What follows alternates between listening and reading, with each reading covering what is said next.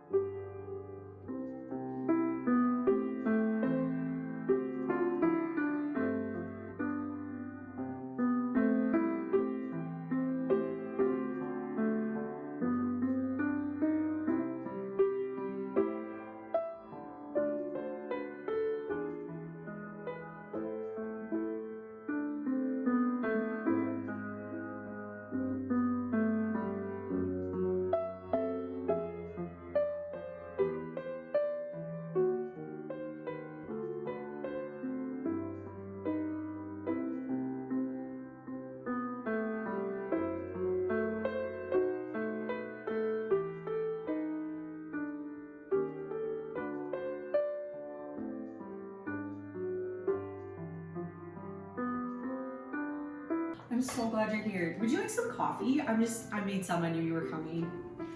Do you take cream? Yeah, you definitely take cream.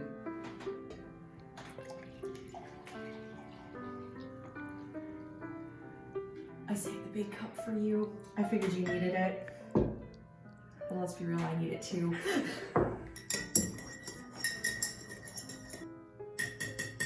Here you go.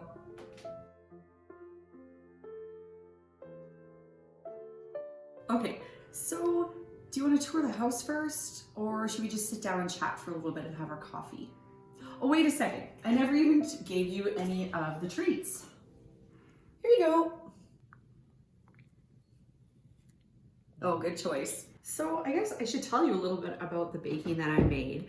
This is probably one of my favorite recipes. This is almond roca. My Auntie Sandy made this and shared the recipe with me, and I've put it up on the blog. Like, you will not have leftovers, it's so good. And then this one is my classic Christmas shortbread that I make absolutely every year. And then lately, I really liked dipping it in chocolate and crushed up candy canes just to make it a little extra. And then there's one more recipe. These are homemade turtles. No bought turtles here. Now, these aren't up on the blog quite yet, but they will be very, very soon. And I promise you that when you try one of these, you're not gonna buy turtles anymore. That caramel, it's like perfect. Well, we couldn't resist. We kind of had to dig into the goodies, so they were delicious. Trust me on that. All right, I'm gonna grab my coffee and let's take you around and show you all the things we're doing for Christmas this year. So first of all, the garlands. If there is one thing you can make in your house to like really get the impact for Christmas and not a lot of money, it's these garlands. All these are just from the big box store because I needed something cheap with long stems that I couldn't quite get just cutting around the acreage. And I strung these together and then I put on the little oranges and the dried grapefruits. There's a link to the video for the oranges and the dried grapefruits. And then finished off with some birds that have been in my family forever. I really love those ornaments, but the problem is I have a toddler and a baby, and so I can't have all of my glass breakable ornaments, so this was my compromise. Now, if you really want to make these garlands, this is in my Natural Christmas class, video masterclass, which I'll also post a link to down below. Let's move on to our Jessie tree. This is a new tradition for us this year. I really wanted to do something because Dominic is like the perfect age for these sorts of traditions. So my friend, Rebecca, actually made all of these ornaments for me, and I just have them out on display. When I'm filming, there would only be 2 ornaments. We're not quite that far into Advent yet, but every night we sing O Come, O Come, Emmanuel, and then we read the little thing from the devotional, and then we put one of these ornaments on. Now, lest you think we're too perfect, our first night of doing it, the toddler was running around screaming, the 8-year-old was whining and crying, and my husband and I looked at each other, we're just like, okay, we're just gonna do the thing and it's gonna be fine. So, you know, someday it'll be glorious, but maybe not today. Okay, let's go to the living room. Continuing on the theme of toddler dictating my decisions is our Christmas tree this year. This is just a fake flocked Christmas tree, more dried oranges, ornaments. We've got these wooden ones we've had in my family for a long time. He's a craftsman who just like did them on his lathe, and they're beautiful. All of these are plastic, can't be broken, and yeah, it's a really nice natural looking tree, and I'm really happy with it, even though I've had to compromise on what sort of ornaments I'm putting up this year. Over on the mantle, my mom got this for me last year. This is a little nativity set from actual Bethlehem. She did one of those tours last year when you could still travel, and it's nice to have that little piece of history here. Then we have some family pictures, another one of these garlands. This garland is a lot more difficult to make than the other garland because it's made with a different method, which I talk about in my masterclass. If you make this kind, you have to have 2 people carrying it around because it'll like twist and be really difficult. And it was a fun story because of course, did I have 2 people? No, I did not. And then I made the matching wreath with pine cones. This Dusty Miller, if you can plant some of this and dry it for next year, you will just thank yourself when you go to make the Christmas crafts. I loved it. So true story, the only reason I have this Dusty Miller is because my husband cleaned out all the beds for me, but he forgot to do these because they still look good and he thought I still wanted them. I didn't actually want them at the time. And then it snowed, and then I wanted to make these wreaths, and I got this idea, and thankfully the Dusty Miller was there. So, hurry husband. So of course, it's 2020 and nobody can do a Santa visit, but I got this from Nicole Stevenson Photography. And so all you do is you send her a picture of your children, and then she puts it in this photo frame, and then you print it out, and it's only $10. It's super cheap. Honestly, for any of you who have kids with special needs, like my son, he was really scared of Santa Claus for many, many years. I would have loved if something like this existed, and I think I talked to her about it, and she will keep it on for other years too, so it's an option, even when we aren't forced into doing it. This is kind of fun because I just made these watercolor things. This is my like pandemic project, is, you know, when the babies magically sleep, and this is what I might do.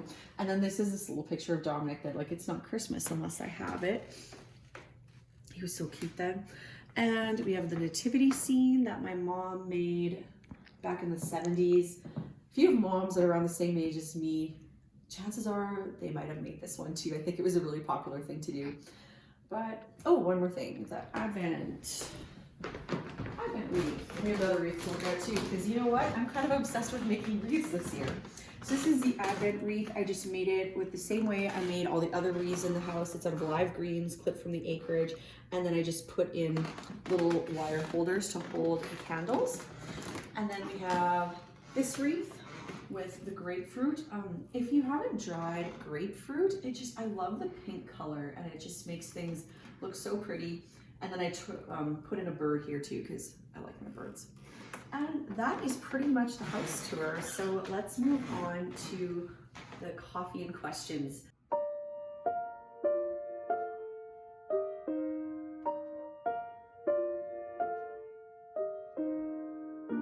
Which, thank you, by the way, for all of these questions. I think that'll hopefully make this video a little bit more fun and interactive, and I just like knowing what you guys want to know. So the first one comes from Sarah, and she says, oh, I'd really like to know how you're doing and have a huge laugh-filled catch-up. Included in that awesome conversation, I'd poke you for Christmas recipes like the Christmas crack recipe shared last year.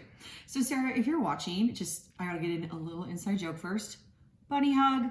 I'm sorry. That means nothing to like literally no one, but I just had to do it for her. Oh, so how am I doing this year? My goodness, how is anyone doing this year?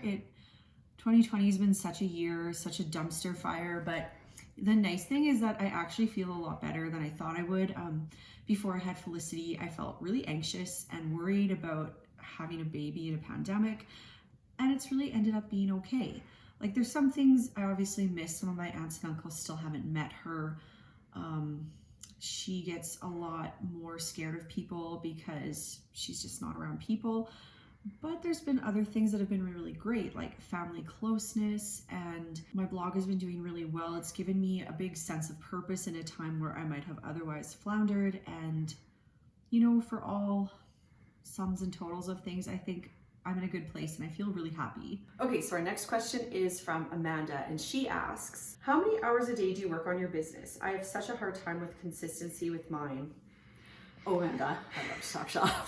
So this is a very, very loaded question because there are some days where I work for 1 hour and I have to really, really struggle to get that 1 hour because the toddler is crazy and the baby is clingy, and I have to actually give like my son some time and, you know, be a wife and a mother. And so sometimes the best I get is I just post to Facebook and Instagram, and that's my work day. Then other times I have my babysitter / VA come over, and then I can maybe get 2 to 3 hours done, or I take one child to daycare and then I might even get 4 or 5 hours done. So really it ranges anywhere from 1 hour to 5 hours. But what I will tell you is this, like wherever you are in your business, just show up.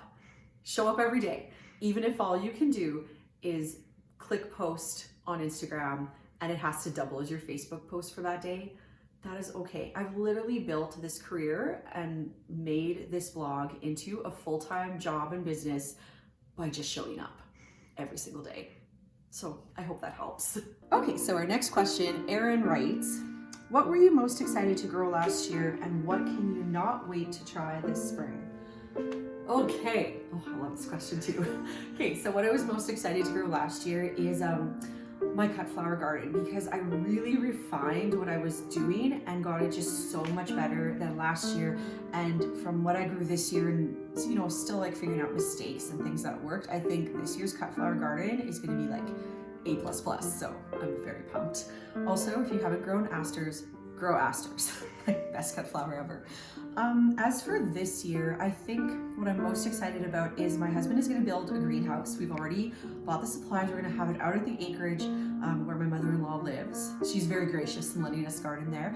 And I've never done greenhouse growing before, so I'm very excited to see, like, can I get that loofah sponge to actually do something? Can we grow the perfect tomato?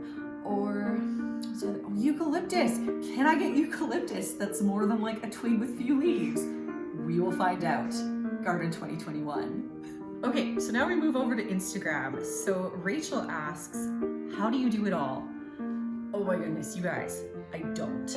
I seriously don't. I'm like really good at making it look like I do it all with my pictures and camera angles and like selectively cutting out the weeds and stuff, or my horrible kitchen that you just never see. And that's how I do it all. I show up every day.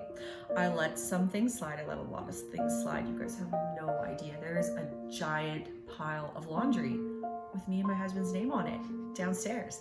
That's how I let things slide. I get help. So this year when I had my C-section, my husband did almost all of the work out at the acreage. My mom came here and she did most of the work and weeding on this property where I live. And I just sort of sat and directed and nursed my baby.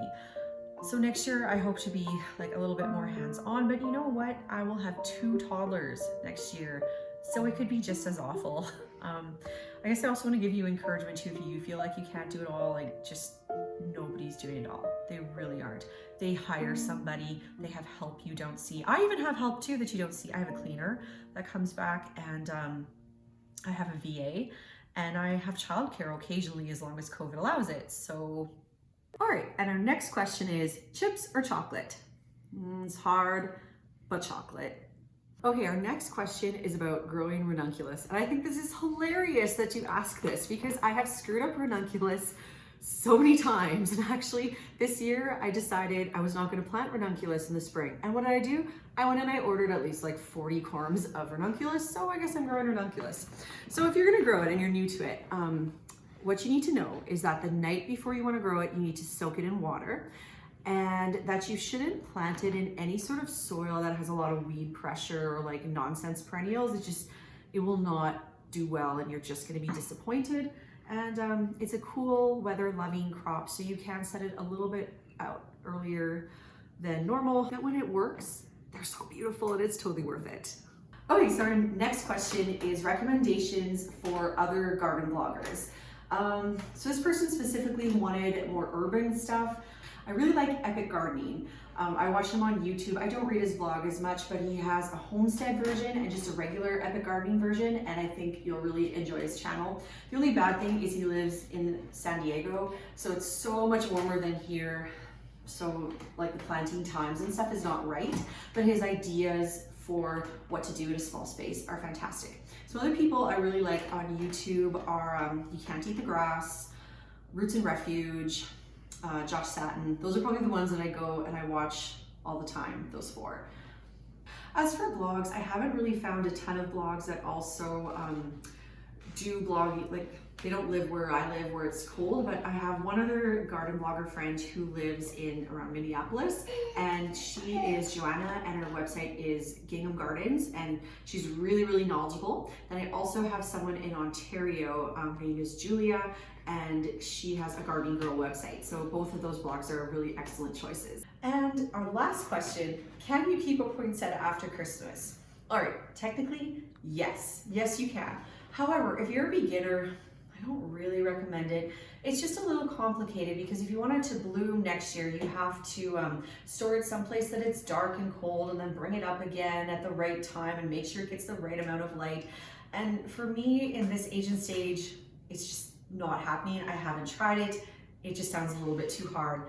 But that's okay because my hard might be your easy. So if you want to try it, I would definitely look up how to do it. It is possible and you can save yourself a bit of money from year to year. Thank you so much for joining me on this Christmas home tour. All of the projects and the businesses and things that I mentioned, I will link to below in this description. And I hope you have a super Merry Christmas and a Happy New Year. And 2021 is going to be our year, guys. So we'll see you next time.